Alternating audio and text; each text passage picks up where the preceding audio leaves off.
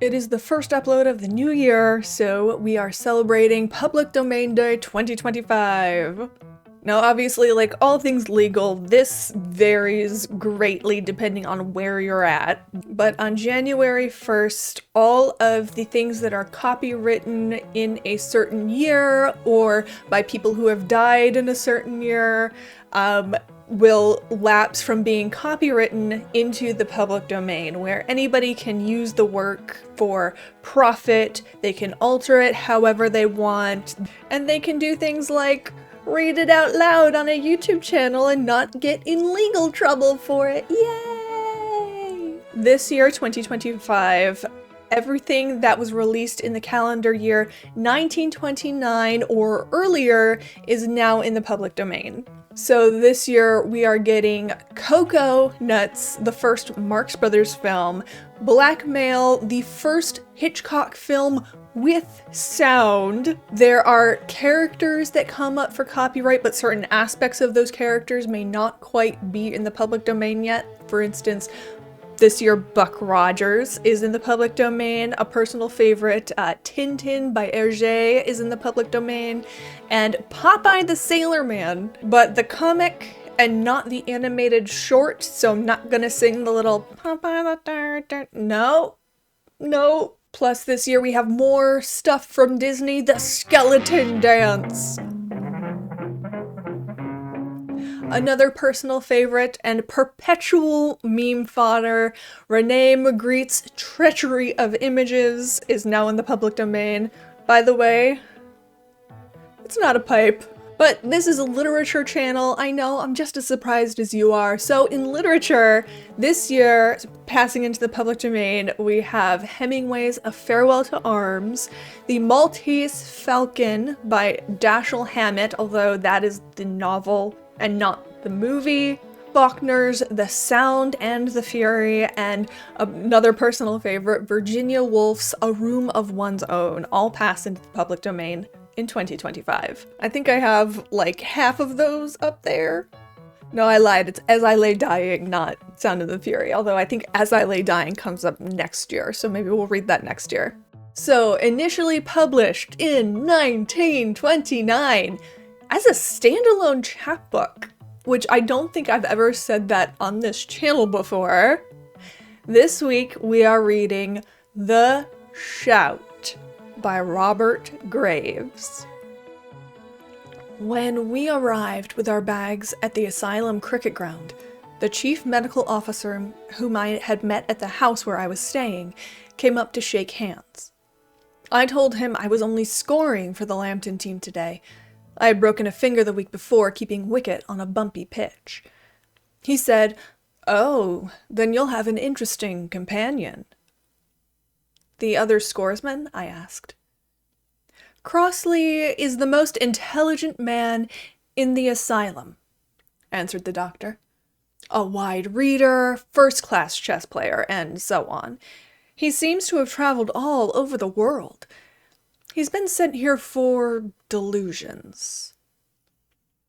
His most serious delusion is that he's a murderer, and his story is that he killed 2 men and a woman at Sydney, Australia.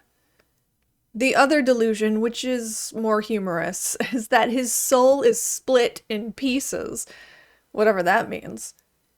He edits our monthly magazine, he stage manages our Christmas theatricals, and he gave a most original conjuring performance the other day. You'll like him." He introduced me. Crossley, a big man of 40 or 50, had a queer, not unpleasant face. But I felt a little uncomfortable, sitting next to him in the scoring box, his black whiskered hands so close to mine. I had no fear of physical violence, only the sense of being in the presence of a man of unusual force. Even, perhaps, it somehow came to me, of occult powers. It was hot in the scoring box, in spite of the wide window. "Thunderstorm weather," said Crossley, who spoke in what country people call a college voice, though I could not identify the college. Thunderstorm weather makes us patients behave even more irregularly than usual. I asked whether any of the patients were playing. Two of them, this first wicket partnership. The tall one, B.C. Brown, played for Hants 3 years ago, and the other is a good club player. Pat Slingsby usually turns out for us too. The Australian fast bowler, you know. But we're dropping him today. In weather like this, he is apt to bowl at the batsman's head. He is not insane in the usual sense, merely magnificently ill-tempered. The doctors can do nothing with him. He wants shooting, really. Crossley began talking about the doctor. A good-hearted fellow, and for a mental hospital physician, technically well advanced. He actually studies morbid psychology and is fairly well read up to about the day before yesterday. I have a good deal of fun with him. He reads neither German nor French, so I keep a stage or two ahead in psychological fashions. He has to wait for the English translations. I invent significant dreams for him to interpret. I find he likes me to put in snakes and apple pies, so I usually do. He is convinced that my mental trouble is due to the good old anti-paternal fixation. I wish it were as simple as that. Then Crossley asked me whether I could score and listen to a story at the same time. I said that I could. It was slow cricket. My story is true, he said. Every word of it. Or when I say that my story is true, I mean at least that I am telling it in a new way. It is always the same story, but I sometimes vary the climax and even recast the characters. Variation keeps it fresh and therefore true. If I were always to use the same formula, it would soon drag and become false. I am interested in keeping it alive, and it is a true story. Every word of it. I know the people in it personally. They are Lambton people. We decided I should keep score of the runs and extras, and that he should keep the bowling analysis, and at the fall of every wicket we should copy from each other. This made storytelling possible. Richard awoke one morning saying to Rachel, "But what an unusual dream." "Tell me, my dear," she said, "and hurry, because I want to tell you mine." "I was having a conversation," he said, "with a person or persons, because he changed his appearance so often, of great intelligence, and I can clearly remember the argument. Yet this is the first time I have ever been able to remember any argument that came to me in sleep. Usually my dreams are so different from waking, I can only describe them if I say, it is as though I were living and thinking as a tree, or a bell, or middle C, or a 5-pound note, as though I had never been human.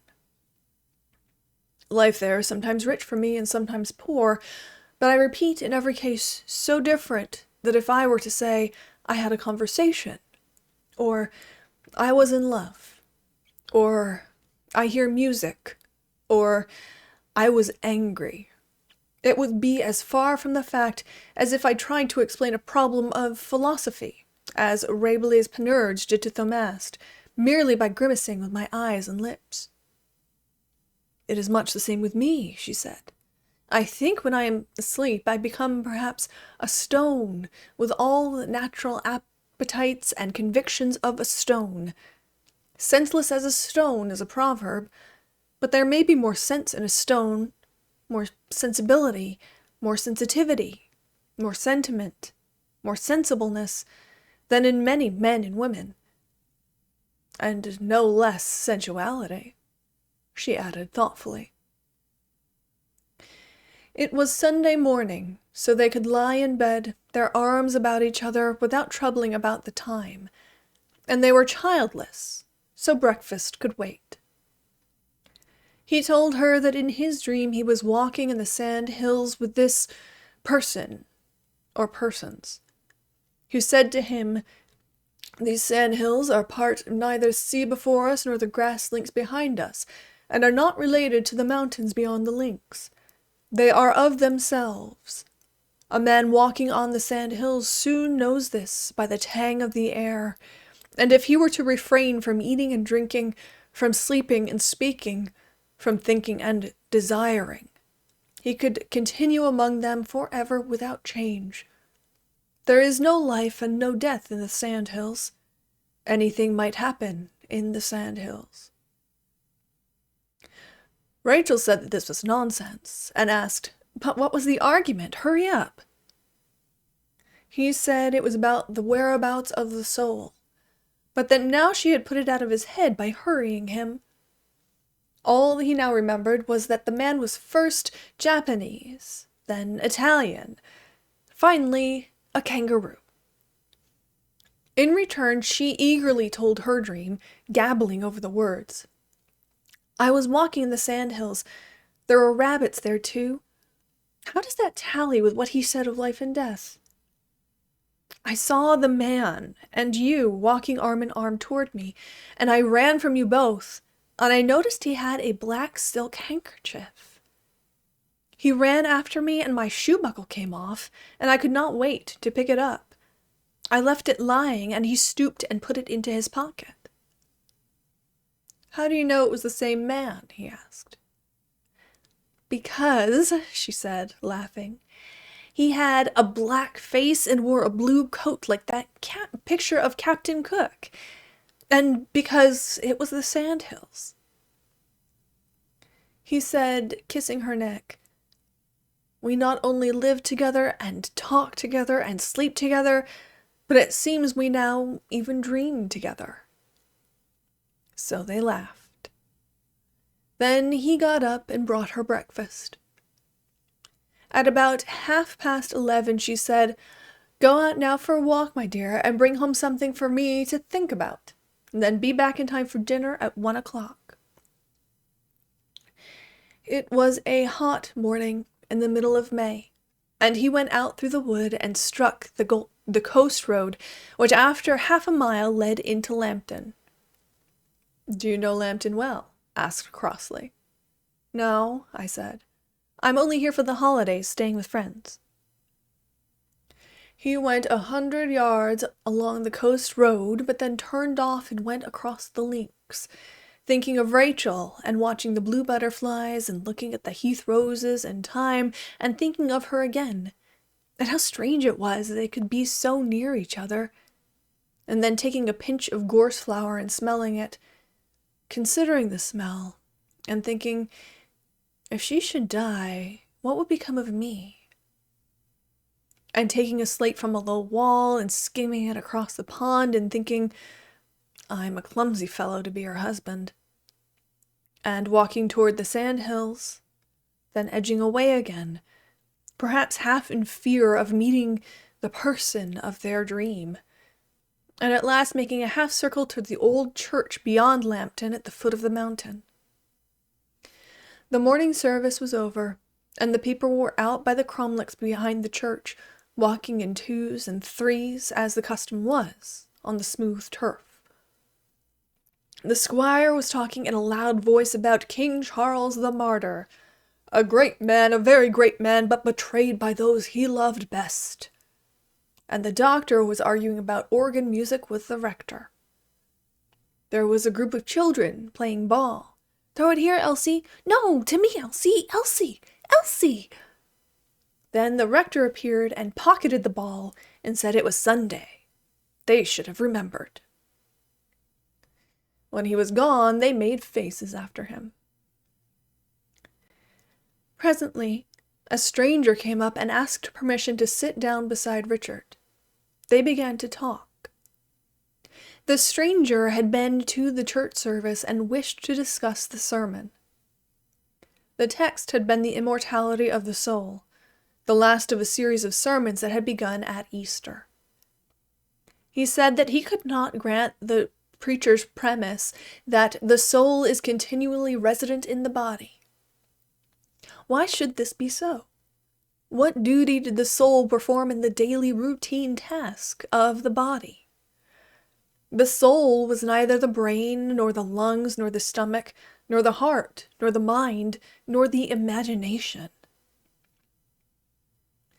Surely it was a thing apart. Was it not indeed less likely to be resident in the body than outside the body? He had no proof one way or the other, but he would say, birth and death are so odd a mystery that the principle of life may well lie outside the body, which is the visible evidence of living. We cannot, he said, even tell to a nicety what are the moments of birth and death. Why, in Japan, where I have traveled, they reckon a man to be already 1 year old when he is born, and lately in Italy a dead man. But come and walk on the sandhills, and let me tell you my conclusions. I find it easier to talk when I am walking. Richard was frightened to hear this, and to see the man wipe his forehead with a black silk handkerchief. He stuttered out something. At this moment, the children who had crept up behind the cromlech suddenly, at an agreed signal, shouted loud in the ears of the two men, and stood laughing. The stranger was startled into anger. He opened his mouth as if he were about to curse them, and bared his teeth to the gums. 3 of the children screamed and ran off. But the one whom they called Elsie fell down in fright and lay sobbing. The doctor who was near tried to comfort her. "He has a face like a devil," they heard the children say. The stranger smiled good-naturedly. "And a devil I was not so very long ago. That was in northern Australia, where I lived with the natives for 20 years. Devil is the nearest English word for the position that they gave me in their tribe, and they also gave me an 18th century British naval uniform to wear as my ceremonial dress. Come and walk with me in the sandhills, and let me tell you the whole story. I have a passion for walking in the sandhills. That is why I came to this town. My name is Charles." Richard said, "Thank you, but I must hurry home to my dinner." "Nonsense," said Charles. "Dinner can wait. Or if you wish, I can come to dinner with you. By the way, I have had nothing to eat since Friday. I am without money." Richard felt uneasy. He was afraid of Charles, and did not wish to bring him home to dinner because of the dream, and the sandhills, and the handkerchief. Yet, on the other hand, the man was intelligent, and quiet, and decently dressed, and had eaten nothing since Friday. If Rachel knew he had refused him a meal, she would renew her taunts. When Rachel was out of sorts, her favorite complaint was that he was over-careful about money. Though when she was at peace with him, she owned that he was the most generous man she knew, and that she did not mean what she said. When she was angry with him again, out came the taunt of stinginess. 10 pence halfpenny, she would say. 10 pence halfpenny, and 3 pence of that in stamps. His ears would burn, and he would want to hit her. So he said, "Now, by all means, come along to dinner. But that little girl is still sobbing of fear with you. You ought to do something about it." Charles beckoned her to him and said a single soft word. It was an Australian magic word, he afterwards told Richard, meaning milk. Immediately, Elsie was comforted, and came to sit on Charles's knee and played with the buttons of his waistcoat for a while, until Charles sent her away. "You have strange powers, Mr. Charles," Richard said. Charles answered, "I'm fond of children, but the shout startled me. I am pleased I did not do what for a moment I was tempted to do." "What was that?" asked Richard. "I might have shouted myself," said Charles. "Why," said Richard, "they would have liked that better. It would have been a great game for them. They probably expected it of you."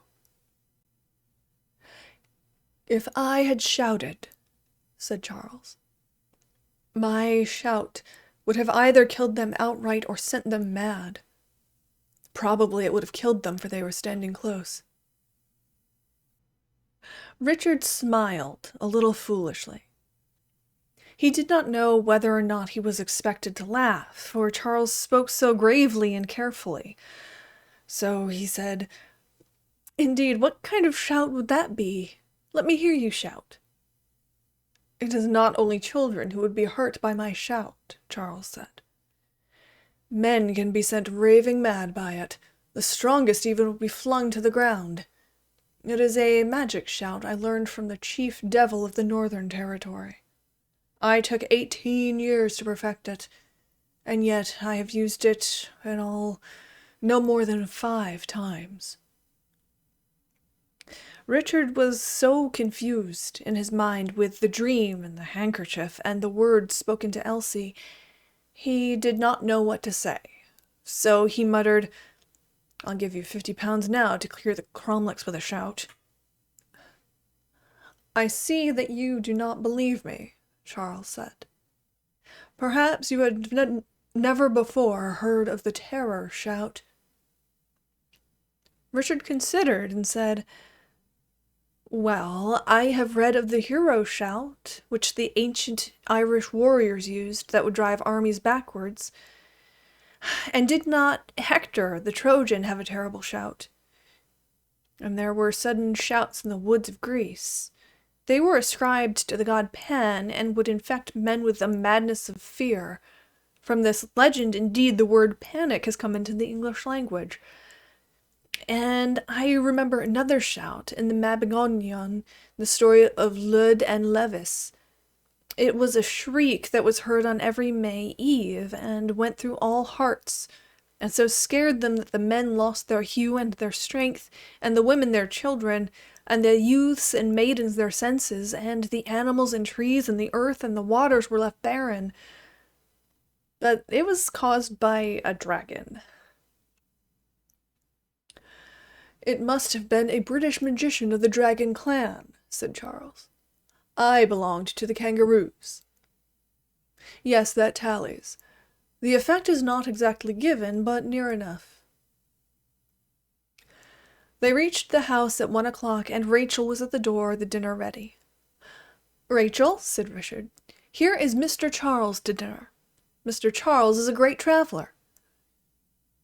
Rachel passed her hand over her eyes as though to dispel a cloud, but it might have been the sudden sunlight. Charles took her hand and kissed it, which surprised her.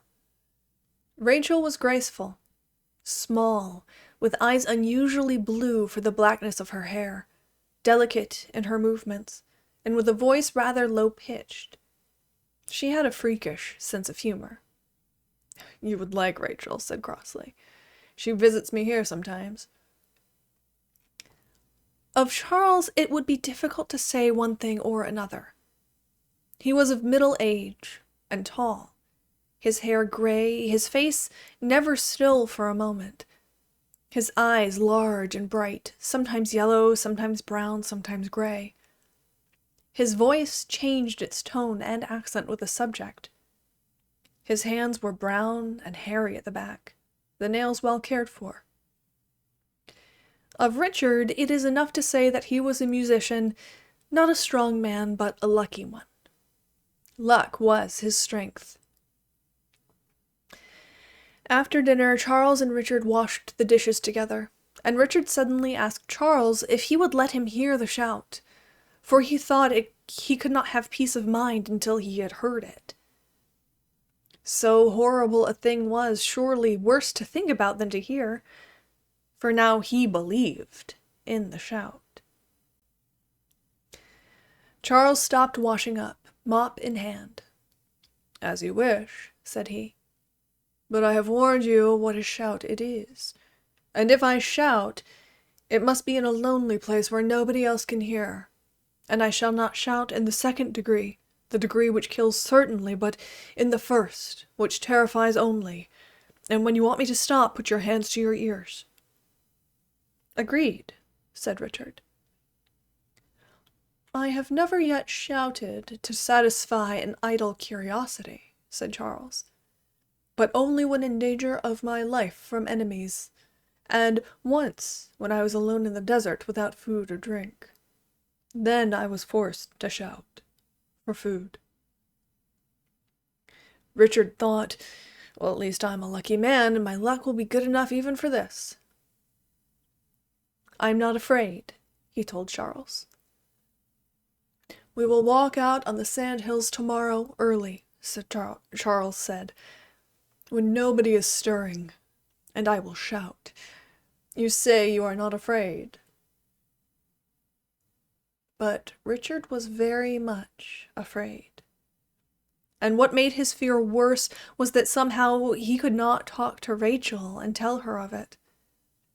He knew that if he told her, she would either forbid him to go or she would come with him. If she forbade him to go, the fear of the shout and the sense of cowardice would hang over him ever afterwards. But if she came with him, either the shout would be nothing, and she would have a new taunt for his credulity, and Charles would laugh with her. Or if it were something, she might well be driven mad. So he said nothing. Charles was invited to sleep at the cottage for the night, and they stayed up late talking. Rachel told Richard when they were in bed that she liked Charles, and that he certainly was a man who had seen many things, though a fool and a big baby. Then Rachel talked a great deal of nonsense, for she had had 2 glasses of wine, which she seldom drank, and she said, "Oh, my dearest, I forgot to tell you. When I put on my buckled shoes this morning while you were away, I found a buckle missing. I must have noticed it was lost before I went to sleep last night, and not fixed the loss firmly in my mind, so it came out as a discovery in my dream. But I have a feeling, in fact, I am certain, that Mr. Charles has that buckle in his pocket, and I am sure that he is the man whom we met in our dream. But I don't care. Not I." Richard grew more and more afraid, and he dared not tell of the black silk handkerchief, or of Charles's invitation to him to walk in the sandhills. And what was worse, Charles had used only a white handkerchief while he was in the house, so he could not be sure whether he had seen it at all. Turning his head away, he said lamely, "Well, Charles knows a lot of things. I'm going for a walk with him early tomorrow, if you don't mind. An early walk is what I need." "Oh, I'll come too," she said. Richard could not think how to refuse her. He knew that he had made a mistake in telling her of the walk, but he said, "Charles will be very glad. At 6 o'clock, then." At 6 o'clock he got up, but Rachel, after the wine, was too sleepy to come with them. She kissed him goodbye, and off he went with Charles. Richard had had a bad night. In his dreams nothing was in human terms, but confused and fearful, and he had felt himself more distant from Rachel than he had ever felt since their marriage, and the fear of the shout was gnawing at him. He was also hungry and cold. There was a stiff wind blowing towards the sea from the mountains and a few splashes of rain. Charles spoke hardly a word, but chewed a stalk of grass and walked fast. Richard felt giddy, and said to Charles, "Wait a moment, I have a stitch in my side." So they stopped, and Richard asked, gasping, "What sort of shout is it? Is it loud or shrill? How is it produced? How can it madden a man?" Charles was silent. So Richard went on with a foolish smile. "Sound, though, is a curious thing. I remember once when I was at Cambridge that a King's College man had his turn of reading the evening lesson. He had not spoken 10 words before there was a groaning and ringing and creaking, and pieces of wood and dust fell from the roof, for his voice was exactly attuned to that of the building, so he had to stop, else the roof might have fallen, just like you can break a wine glass by playing its note on a violin." Charles consented to answer. My shout is not a matter of tone or vibration, but something not to be explained. It is a shout of pure evil, and there is no fixed place for it on the scale. It may take any note. It is pure terror, and if it were not for a certain intention of mine, which I need not tell you, I would refuse to shout for you. Richard had a great gift of fear, and this new account of the shout disturbed him more and more. He wished himself at home in bed, and Charles 2 continents away. But he was fascinated. They were crossing the links now, and going through the bent grass that pricked through his stockings and soaked them. Now they were on the bare sand hills. From the highest of them Charles looked about him. He could see the beach stretched out for 2 miles and more. There was no one in sight. Then Richard saw Charles take something out of his pocket and begin to carelessly juggle with it as he stood, tossing it from fingertip to fingertip and spinning it up with finger and thumb to catch it on the back of his hand. It was Rachel's buckle. Richard's breath came in gasps. His heart beat violently, and he nearly vomited. He was shivering with cold and yet sweating. Soon they came to an open place among the sand hills near the sea. There was a raised bank with sea holly growing on it, and a little sickly grass. Stones were strewn all around, brought there, it seemed, by the sea years before. Though the place lay behind the first rampart of sand hills, there was a gap in the line through which a high tide might have broken, and the winds that continually swept through the gap kept them uncovered of sand. Richard had his hands in his trouser pockets for warmth, and was nervously twisting a soft piece of wax around his right forefinger, a candle end that was in his pocket from the night before when he had gone downstairs to lock the door. "Are you ready?" asked Charles. Richard nodded. A gull dipped over the crest of the sand hills and rose again, screaming when it saw them. "Stand by the sea holly," said Richard, with a dry mouth, "and I'll be here among the stones, not too near. When I raise my hand, shout. When I put my fingers to my ears, stop at once." So Charles walked away 20 steps toward the holly. Richard saw his broad back and black silk handkerchief sticking from his pocket. He remembered the dream, and the shoe buckle, and Elsie's fear. His resolution broke. He hurriedly pulled the piece of wax in two and sealed his ears. Charles did not see him. He turned, and Richard gave the signal with his hand. Charles leaned forward. He turned, and Richard gave the signal with his hand. Charles leaned forward, oddly, his chin thrust out, his teeth bared, and never before had Richard seen such a look of fear on a man's face. He had not been prepared for that. Charles's face, that was usually soft and changing, uncertain as a cloud, now hardened to a rough stone mask, dead white at first, then flushing outward from the cheekbones red and redder, and at last as black as if he were about to choke. His mouth then slowly opened to the full, and Richard fell on his face, his hands to his ears in a faint.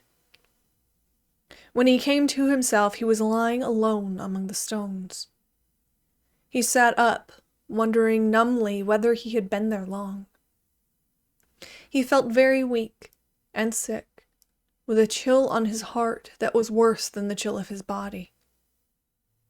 He could not think. He put his hand down to lift himself up and rested it on a stone, a larger one than most of the others. He picked it up and felt its surface absently. His mind wandered. He began to think about shoemaking, a trade of which he had known nothing, but now every trick was familiar to him. "I must be a shoemaker," he said aloud. Then he corrected himself. "No, I am a musician. Am I going mad?" He threw the stone from him. It struck against another and bounced off. He asked himself, "Now why did I say I was a shoemaker? It seemed a moment ago that I knew all there was to be known about shoemaking, and now I know nothing at all about it. I must get home to Rachel. Why did I ever come out?" Then he saw Charles on a sandhill 100 yards away, gazing out to sea. He remembered his fear, and made sure that the wax was in his ears. He stumbled to his feet. He saw a flurry on the sand, and there was a rabbit lying on its side, twitching in a convulsion. As Richard moved towards it, the flurry ended. The rabbit was dead. Richard crept behind a sandhill out of Charles's sight, and then struck homeward, running awkwardly in the soft sand. He had not gone 20 paces before he came upon the gull. It was standing stupidly on the sand and did not rise at his approach, but fell over dead. How Richard reached home he did not know, but there he was, opening the back door and crawling upstairs on his hands and knees. He unsealed his ears. Rachel was sitting up in bed, pale and trembling. "Thank God you're back," she said. "I have had a nightmare, the worst of all my life. It was frightful. I was in my dream, in the deepest dream of all, like the one of which I told you. I was like a stone, and I was aware of you near me. You were you, quite plain, though I was a stone, and you were in great fear, and I could do nothing to help you. And you were waiting for something, and the terrible thing did not happen to you, but it happened to me. I can't tell you what it was, but it was as though all my nerves cried out in pain at once, and I was pierced through and through with a beam of some intense, evil light, and twisted inside out. I woke up, and my heart was beating so fast I had to gasp for breath. Do you think I had a heart attack and my heart skipped a beat? They say it feels like that. Where have you been, dearest? Where's Mr. Charles?" Richard sat on the bed and held her hand. I have had a bad experience, too," he said. "I was out with Charles by the sea, and as he went ahead to climb on the highest sandhill, I felt very faint, and fell down among a patch of stones, and when I came to myself, I was in a desperate sweat of fear and had to hurry home. So I came back, running alone. Happened perhaps half an hour ago," he said.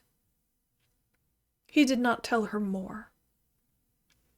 He asked, could he come back to bed, and would she get breakfast? That was a thing she had not done in all the years they were married. "I am as ill as you," she said. It was understood between them always that when Rachel was ill, Richard must be well. "You are not," said he, and fainted again. She helped him to bed ungraciously and dressed herself and went slowly downstairs. A smell of coffee and bacon rose to meet her, and there was Charles, who had lit the fire, putting 2 breakfasts on a tray. She was so relieved at not having to get breakfast and so confused by her experience that she thanked him and called him a darling, and he kissed her hand gravely and pressed it. He had made the breakfast exactly to her liking. The coffee was strong and the eggs fried on both sides. Rachel fell in love with Charles. She had often fallen in love with men before and since her marriage, but it was her habit to tell Richard when this happened, as he agreed to tell her when it happened to him, so that the suffocation of passion was given vent and there was no jealousy, for she used to say, and he had the liberty of saying, Yes, I am in love with so-and-so, but I only love you. That was as far as it had ever gone. But this was different. Somehow, she did not know why, she could not own to being in love with Charles, for she no longer loved Richard. She hated him for being ill, and said that he was lazy and a sham. So about noon he got up, but went groaning about the bedroom until she sent him back to bed to groan. Charles helped her with the housework, doing all the cooking. But he did not go up to see Richard, since he had not been asked to do so. Rachel was ashamed, and apologized to Charles for Richard's rudeness in running away from him. But Charles said mildly he took it as no insult. He felt it queer himself that morning. It was as though something evil was astir in the air as they reached the sand hills. She told him that she too had had the same queer feeling. Later, she found all Lambton talking about it. The doctor maintained it was an earth tremor, but the country people said it had been the devil passing by. He had come to fetch the black soul of Solomon Jones, the gamekeeper, found dead that morning in his cottage by the sandhills. When Richard could go downstairs and walk about a little without groaning, Rachel sent him to the cobbler's to get a new buckle for her shoe. She came with him to the bottom of the garden. The path ran beside a steep bank. Richard looked ill, and groaned slightly as he walked, so Rachel, half in anger, half in fun, pushed him down the bank, where he fell sprawling among the nettles and old iron. Then she ran back into the house, laughing loudly. Richard sighed, tried to share the joke against himself with Rachel, but she had gone. Heaved himself up, picked the shoes from among the nettles, and after a while walked slowly up the bank, out of the gate, and down the lane in the unaccustomed glare of the sun. When he reached the cobbler's, he sat down heavily. The cobbler was glad to talk to him. "You're looking bad," said the cobbler. Richard said, "Yes, on Friday morning I had a bit of a turn. I'm only now recovering from it." "Good God!" burst out the cobbler. "If you had a bit of a turn, what did I not have? It was as if someone handled me raw, without my skin. It was as if someone seized my very soul and juggled with it as you might juggle with a stone, and hurled me away. I shall never forget last Friday morning." A strange notion came to Richard. It was the cobbler's soul which he had handled in the form of a stone.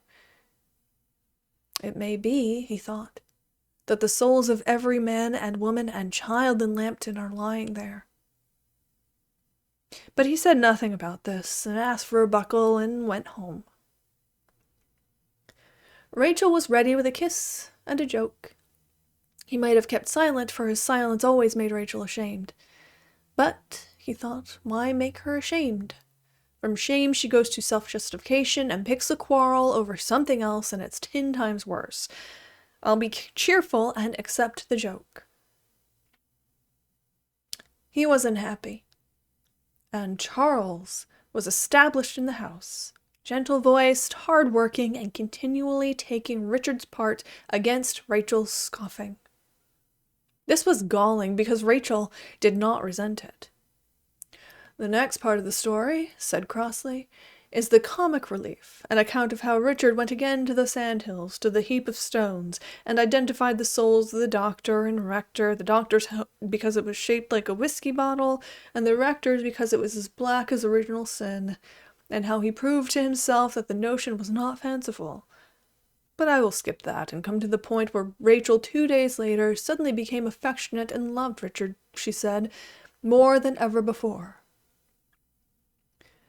The reason was that Charles had gone away, nobody knows where, and had relaxed the buckle magic for the time because he was confident he could renew it on his return. So in a day or two Richard was well again, and everything was as it had been, until one afternoon the door opened and there stood Charles. He entered without a word of greeting, and hung his hat upon a peg. He sat down by the fire and asked, "When is supper ready?" Richard looked at Rachel, his eyebrows raised, but Rachel seemed fascinated by the man. She answered, 8 o'clock, in her low voice, and stooping down, drew off Charles's muddy boots and found him a pair of Richard's slippers. Charles said, "Good. It is now 7 o'clock. In another hour, supper. At 9 o'clock the boy will bring the evening paper. At 10 o'clock, Rachel, you and I sleep together." Richard thought that Charles must have gone suddenly mad, but Rachel answered quietly, "Why, of course, my dear." Then she turned viciously to Richard. "And you run away, little man," she said, and slapped his cheek with all her strength. Richard stood, puzzled, nursing his cheek. Since he could not believe that Rachel and Charles had both gone mad together, he must be mad himself. At all events, Rachel knew her mind, and they had had a secret compact that if either of them ever wished to break the marriage promise, the other should not stand in the way. They had made this compact because they wished to feel themselves bound by love rather than by ceremony. So he said as calmly as he could, "Very well, Rachel. I shall leave you two together." Charles flung a boot at him, saying, "If you put your nose inside the door between now and breakfast time, I'll shout the ears off your head." Richard went out this time not afraid but cold inside and quite clear-headed. He went through the gate, down the lane, and across the links. It wanted 3 hours yet till sunset. He joked with the boys playing stump cricket on the school field. He skimmed stones. He thought of Rachel, and tears started to his eyes. Then he sang to comfort himself. "I'm certainly mad," he said. "And what in the world has happened to my luck?" At last he came to the stones. "Now," he said, "I shall find my soul in this heap, and I shall crack it into 100 pieces with this hammer." He had picked up the hammer in the coal shed as he came out. Then he began looking for his soul. Now, one may recognize the soul of another man or woman, but one can never recognize one's own. Richard could not find his. But by chance he came upon Rachel's soul and recognized it. A slim green stone with glints of quartz in it, because she was estranged from him at the time. Against it lay another stone, an ugly misshapen flint of a mottled brown. He swore, "I'll destroy this. It must be the soul of Charles." He kissed the soul of Rachel. It was like kissing her lips. Then he took the soul of Charles and poised his hammer. "I'll knock you into 50 fragments." He paused. Richard had scruples. He knew that Rachel loved Charles better than himself, and he was bound to respect the compact. A third stone, his own, it must be, was lying the other side of Charles's stone. It was of smooth gray granite, about the size of a cricket ball. He said to himself, "I will break my own soul in pieces, and that will be the end of me." The world grew black. His eyes ceased to focus, and he all but fainted. But he recovered himself, and with a great cry brought down the coal hammer, crack, and crack again on the gray stone. It split in 4 pieces, exuding a smell like gunpowder. And when Richard found that he was still alive and whole, he began to laugh and laugh. Oh, he was mad. Quite mad. He flung the hammer away, lay down exhausted, and fell asleep. He awoke as the sun was setting. He went home in confusion, thinking, "This is a very bad dream, and Rachel will help me out of it." When he came to the edge of town, he found a group of men talking excitedly under a lamppost. One said, About 8 o'clock it happened, didn't it? The other said, yeah. Third said, I'm mad as a hatter. Touch me, he says, and I'll shout. I'll shout you into a fit, the whole blasted police force of you. I'll shout you mad. And the inspector says, now Crossley, put your hands up and we've got you cornered at last. One last chance, says he. Go and leave me or I'll shout you stiff and dead. Richard had stopped to listen. And what happened to Crossley then? He said. What did the woman say? For Christ's sake, she said to the inspector, go away or he'll kill you. And did he shout? He didn't shout. He screwed up his face for a moment and drew in his breath. Almighty, I'd never seen such a ghastly-looking face in my life. I had to take 3 or 4 brandies afterward. The inspector, he drops the revolver and goes off, but nobody hits. Then suddenly a change comes over this man, Crossley. He claps his hands to his side and again to his heart. His face goes smooth and dead again. And he begins to laugh and dance and cut capers, and the woman stares and can't believe her eyes, and the police lead him off. If he was mad before, he was just harmless Dottie now. They had no trouble with him. He's been taken off the ambulance to the Royal West County Asylum. So, Richard went home to Rachel, told her everything. She told him everything, though there was not much to tell. She had not fallen in love with Charles, she said. She was only teasing Richard, and she never said anything or heard Charles say anything in the least like what he told her. It was all part of his dream. She loved him always, and only him, for all his faults, which she went through, his stinginess, talkativeness, his untidiness. Charles and she had eaten a quiet supper, and she did think it had been bad of Richard to rush off without a word of explanation and stay away for 3 hours like that. Charles might have murdered her. He did start pulling her about a bit, in fun, wanting her to dance with him, and then the knock came on the door. The inspector shouted, Walter Charles Crossley, in the name of the King, I arrest you for the murder of George Grant, Harry Grant, and Ada Coleman at Sydney, Australia. And Charles had gone completely mad.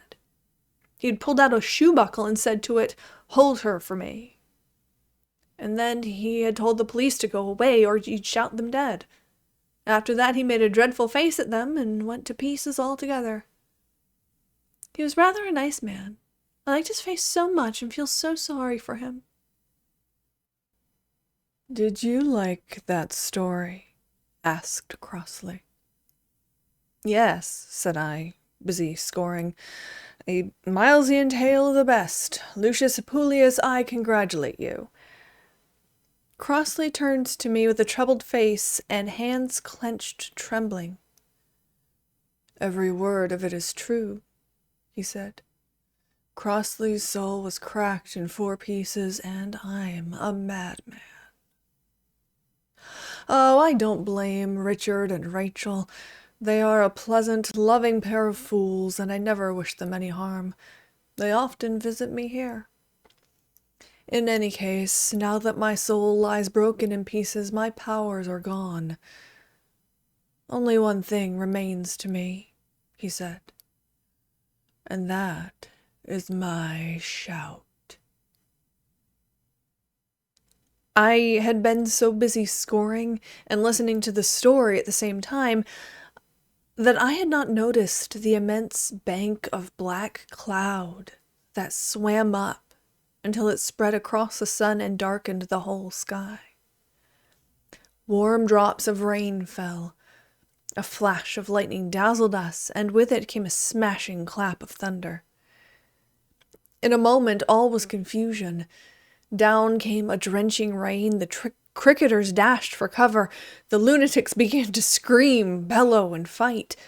One tall young man, that same B.C. Brown who had once played for Hants, pulled all his clothes off and ran about stark naked. Outside the scoring box, an old man with a beard began to pray to the thunder. Bah, bah, bah! Crossley's eyes twitched proudly. Yes, said he, pointing to the sky. That's the sort of shout it is. That's the effect it has. But I can do better than that.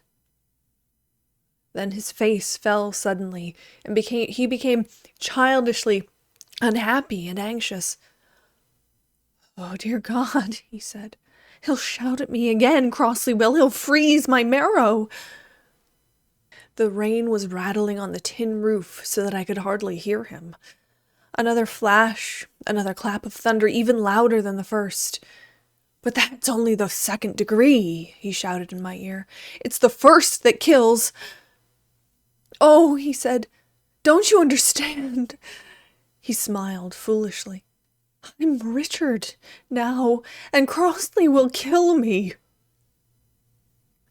The naked man was running about, brandishing a cricket stump in either hand and screaming. An ugly sight. Bah, bah, bah, prayed the old man, the rain spouting down his back from his up-tilted hat. Nonsense, said I. Be a man, remember, you're Crossley. You're a match for a dozen Richards. You played the game and lost because Richard had the luck, but you still have the shout. I was feeling rather mad myself. Then the asylum doctor rushed into the scoring box, his flannels streaming wet, still wearing pads and batting gloves, his glasses gone. He had heard our voices raised, and tore Crossley's hands from mine. To your dormitory at once, Crossley, he ordered. I'll not go, said Crossley, proud again. You miserable snake and apple pie man. The doctor seized him by his coat and tried to hustle him out. Crossley flung him off, his eyes blazing with madness. Get out, he said, and leave me alone here or I'll shout. Do you hear? I'll shout. I'll kill the whole damn lot of you. I'll shout the asylum down. I'll wither the grass. I'll shout. His face was distorted in terror. A red spot appeared on either cheekbone and spread over his face. I put my fingers to my ears and ran out of the scoring box. I had run perhaps 20 yards when an indescribable pang of fire spun me about and left me dazed and numbed. I escaped death somehow. I suppose that I am lucky, like the Richard of the story. But the lightning struck Crossley and the doctor dead. Crossley's body was found rigid. The doctor's was crouched in a corner, his hands to his ears. Nobody could understand this because death had been instantaneous, and the doctor was not a man to stop his ears against thunder. It makes a rather unsatisfactory end to the story to say that Rachel and Richard were the friends with whom I was staying. Crossley had described them most accurately, but that when I told them that a man called Charles Crossley had been struck at the same time as their friend, the doctor, they seemed to take Crossley's death casually by comparison with his. Richard looked blank. Rachel said, Crossley? I think that was the man who called himself the Australian illusionist and gave that wonderful conjuring show the other day.